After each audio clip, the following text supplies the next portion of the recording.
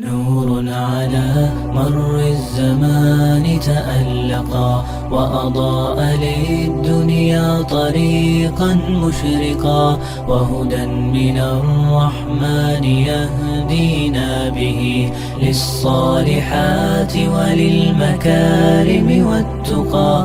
نور على مر الزمان تألقا وأضاء للدنيا طريقا مشرقا، وهدى من الرحمن يهدينا به للصالحات وللمكارم والتقى. هذا كتاب الله أعذب منهل أنعم به من مورد لمن استقى.